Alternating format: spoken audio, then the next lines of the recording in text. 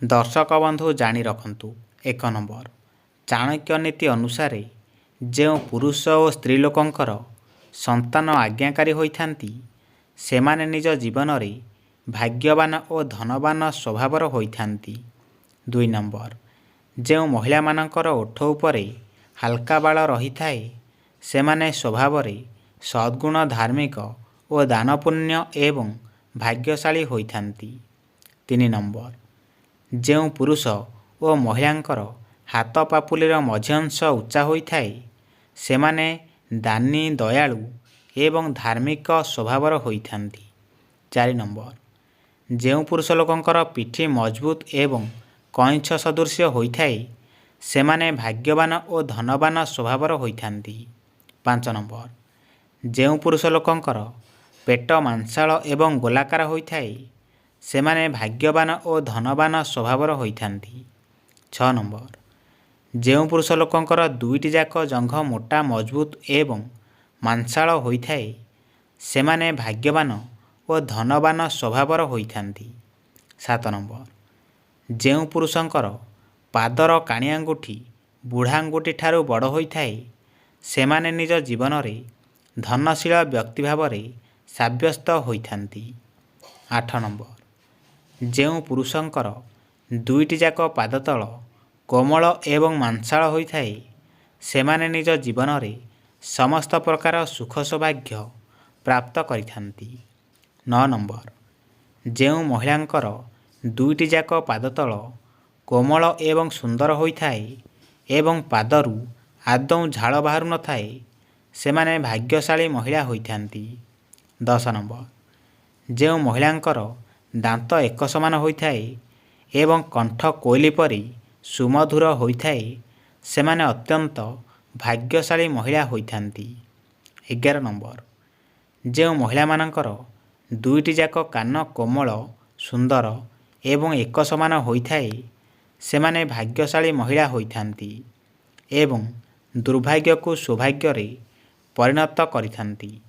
12 number, ଯେଉଁ ମହିଳାମାନଙ୍କର ମୁଣ୍ଡର ବାଳ ଚିକ୍କଣ, ଚମକଦାର, ସୁନ୍ଦର ଓ ସୁସ୍ଥ ହୋଇଥାଏ ସେମାନେ ଭାଗ୍ୟଶାଳୀ ମହିଳା ହୋଇଥାନ୍ତି ଏବଂ ଜୀବନରେ ସମସ୍ତ ସୁଖ ସୌଭାଗ୍ୟ ପ୍ରାପ୍ତ କରିଥାନ୍ତି। 13 ନମ୍ବର, ଯେଉଁ ପୁରୁଷ ଓ ମହିଳାମାନଙ୍କର ଆଙ୍ଗୁଠିରେ କଳାଜାଇ ରହିଥାଏ ତେବେ ସେମାନେ ବହୁତ ଭାଗ୍ୟଶାଳୀ ସ୍ୱଭାବର ହୋଇଥାନ୍ତି ଏବଂ ଶୀଘ୍ର ସଫଳତା ପାଇଥାନ୍ତି। 14 ନମ୍ବର, ଯେଉଁ ଲୋକଙ୍କର ନାକ ମୋଟା ହୋଇଥାଏ ସେମାନଙ୍କୁ କଥା କହିବାର କୌଶଳ ଜଣାଥାଏ ଏବଂ ଅତି ଶୀଘ୍ର ସମାଜରେ ମାନ ସମ୍ମାନ ପ୍ରାପ୍ତ କରିଥାନ୍ତି। 15 ନମ୍ବର, ଯେଉଁ ଲୋକଙ୍କ ନାକ ଉପରକୁ ଉଠିକି ରହିଥାଏ ସେମାନେ ହୃଦୟବାନ ସ୍ୱଭାବର ହୋଇଥାନ୍ତି ଏବଂ କେବେ ବି ସହଜରେ ଅନ୍ୟମାନଙ୍କ ଉପରେ ବିଶ୍ୱାସ କରନ୍ତି ନାହିଁ। 16 ନମ୍ବର, ଯେଉଁ ଲୋକଙ୍କର ନାକ ସିଧା ହୋଇଥାଏ ସେମାନେ ସିଧାସାଧା ସ୍ୱଭାବର ହୋଇଥାନ୍ତି ଏବଂ ପ୍ରତ୍ୟେକ କଥାକୁ ଶାନ୍ତି ଉପାୟରେ କରିବାକୁ ପସନ୍ଦ କରିଥାନ୍ତି। 17 ନମ୍ବର, ଯଦି ମହିଳା ଲୋକଙ୍କର ହାତର ରେଖା ଲାଲ ବର୍ଣ୍ଣର ହୋଇଥାଏ ଏବଂ ସ୍ପଷ୍ଟ ଭାବରେ ଦେଖାଯାଉଥାଏ ସେମାନେ ବହୁତ ଭାଗ୍ୟଶାଳୀ ମହିଳା ସାବ୍ୟସ୍ତ ହୋଇଥାନ୍ତି। 18 ନମ୍ବର, ଯଦି ପୁରୁଷ ଲୋକଙ୍କ ଗାଲରେ କଳାଜାଇ ରହିଥାଏ ତେବେ ଏହା ସେମାନଙ୍କ ପାଇଁ ବହୁତ ଅଶୁଭ ହୋଇଥାଏ କିନ୍ତୁ ଯଦି ମହିଳା ଲୋକଙ୍କ ଗାଲରେ କଳାଜାଇ ରହିଥାଏ ତେବେ ଏହା ସେମାନଙ୍କ ପାଇଁ ବହୁତ ଶୁଭ ହୋଇଥାଏ। 19 ନମ୍ବର, ଯେଉଁ ପୁରୁଷ ଓ ମହିଳାମାନଙ୍କର ମଥା ଚଉଡ଼ା ହୋଇଥାଏ, ମୁହଁ ଗୋଲ ଓ ଆଖି ସୁନ୍ଦର ହୋଇଥାଏ ସେମାନେ ନିଜ ଜୀବନରେ ଅନେକ ସୁଖ ସୁବିଧା ପ୍ରାପ୍ତ କରିଥାନ୍ତି ଏବଂ ଭାଗ୍ୟଶାଳୀ ସ୍ୱଭାବର ହୋଇଥାନ୍ତି। 20 ନମ୍ବର, ଯେଉଁ ପୁରୁଷ ଓ ମହିଳାମାନଙ୍କର ଗାଲ ଫୁଲିକି ରହିଥାଏ ଏବଂ ଗୋଲାପୀ ରଙ୍ଗର ଦେଖାଯାଏ ସେମାନେ ଭାଗ୍ୟଶାଳୀ ସ୍ୱଭାବର ହୋଇଥାନ୍ତି ଏବଂ କାର୍ଯ୍ୟରେ ଶୀଘ୍ର ସଫଳତା ହାସଲ କରିଥାନ୍ତି। 21 ନମ୍ବର, ଯେଉଁ ପୁରୁଷ ଓ ମହିଳାମାନଙ୍କର ପାଦର ଆଙ୍ଗୁଠି ପାଦ ତୁଳନାରେ ମୋଟା ହୋଇଥାଏ ସେମାନଙ୍କ ଭାଗ୍ୟ କେବେ ବି ତାଙ୍କ ସାଥ ଦେଇନଥାଏ ଏବଂ ଏମାନେ ସଫଳତା ପାଇବା ପାଇଁ ଅଧିକ ପରିଶ୍ରମ କରିବାକୁ ପଡ଼ିଥାଏ। 22 ନମ୍ବର, ଯେଉଁ ପୁରୁଷ ଓ ମହିଳାମାନଙ୍କର ଜଙ୍ଘରେ ବାଳ ନଥାଏ ସେମାନଙ୍କ ଭାଗ୍ୟ କେବେ ବି ତାଙ୍କ ସାଥ ଦେଇନଥାଏ ଏବଂ ସେମାନେ ସଫଳତା ପାଇବା ପାଇଁ ଅଧିକ ପରିଶ୍ରମ କରିବାକୁ ପଡ଼ିଥାଏ। 23 ନମ୍ବର, ଯେଉଁ ପୁରୁଷ ମହିଳାମାନଙ୍କର ବେକର ଆକାର ଅଧିକ ଲମ୍ବା ହୋଇଥାଏ ତେବେ ସେମାନେ ନିଜ ଜୀବନରେ ଅନେକ ପ୍ରକାର ସମସ୍ୟାର ସମ୍ମୁଖୀନ ହୋଇଥାନ୍ତି।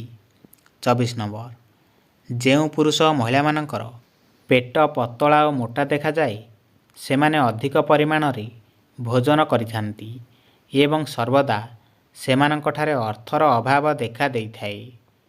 25 ନମ୍ବର, ଯେଉଁ ପୁରୁଷ ମହିଳାମାନଙ୍କର ନାଭି ଗୋଲ ଓ ଗଭୀର ରହିଥାଏ ସେମାନେ ନିଜ ଜୀବନରେ ଅନେକ ସୁଖ ସୁବିଧା ପ୍ରାପ୍ତ କରିଥାନ୍ତି ଏବଂ ଭାଗ୍ୟଶାଳୀ ସ୍ୱଭାବର ହୋଇଥାନ୍ତି।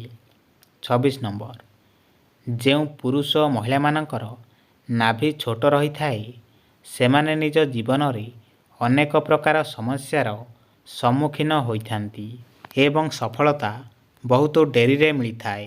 27 ନମ୍ବର, ଏହା ମୁଁ ମୋ ମନରୁ କହୁନି, ଏହା ସାମୁଦ୍ରିକ ଶାସ୍ତ୍ର ଅନୁସାରେ ପୁସ୍ତକରେ ପୁରୁଷ ଓ ମହିଳାମାନଙ୍କର ଶରୀର ଗଠନ ଅନୁସାରେ ସେମାନଙ୍କର ସ୍ୱଭାବ, ଚରିତ୍ର, ଆଚାର ବିଚାର, ବ୍ୟବହାର ଓ ଗୁଣଗାରିମା ବିଷୟରେ ବର୍ଣ୍ଣିତ ରହିଛି।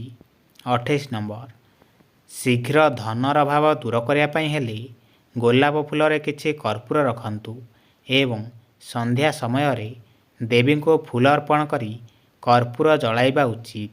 29 ନମ୍ବର, ଯେଉଁ ଲୋକଙ୍କର ଆର୍ଥିକ ସମସ୍ୟା ଲାଗି ରହୁଥାଏ ସେମାନେ ରାତିରେ ଭାତ, ଦହି ଏବଂ ଛତୁଆ ଖାଇବା ଉଚିତ ନୁହେଁ।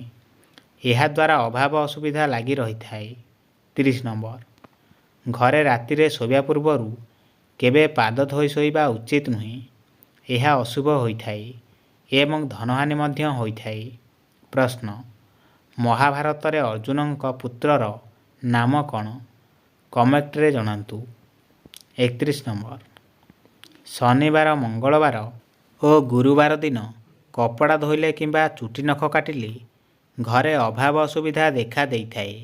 32 ନମ୍ବର, ଯଦି ଘରେ ପଇସା ଆସୁଥିଲେ ବି ଅଭାବ ହେଉଥାଏ ତେବେ ଚାଉଳ କିମ୍ବା ଗହମ ରଖୁଥିବା ବସ୍ତାରେ 11ଟି ତୁଳସୀ ପତ୍ର ସହିତ ଟିକିଏ କେଶର ମିଶାଇ ରଖିଲେ ତାହା ଦୂର ହୋଇଥାଏ।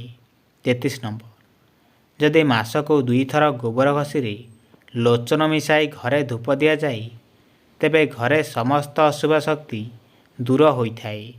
34 ନମ୍ବର, ଯଦି ବୁଧବାର ଦିନ 2ଟି ଛୋଟ ହାଣ୍ଡି ନେଇ ଗୋଟିଏରେ ଲୁଣ ଏବଂ ଅନ୍ୟଟିରେ ମୁଗ ଭର୍ତ୍ତି କରି ଘରେ କୌଣସି ଭଲ ସ୍ଥାନରେ ରଖାଯାଏ ତେବେ ଘରକୁ ଧନର ଆଗମନ ହୋଇଥାଏ। ମନେ ରଖିବେ। 35 ନମ୍ବର, ଯଦି ବହୁତ ପରିଶ୍ରମ ପରେ ବି ଭାଗ୍ୟ ସାଥ ଦେଉନଥାଏ ତେବେ ବିଷ୍ଣୁ ମନ୍ଦିରରେ ହଳଦିଆ ବାନା ଲଗାଇଲେ ଦୁର୍ଭାଗ୍ୟ ଦୂର ହୋଇ ଅଭାବ ଅସୁବିଧା ଦୂର ହୋଇଥାଏ।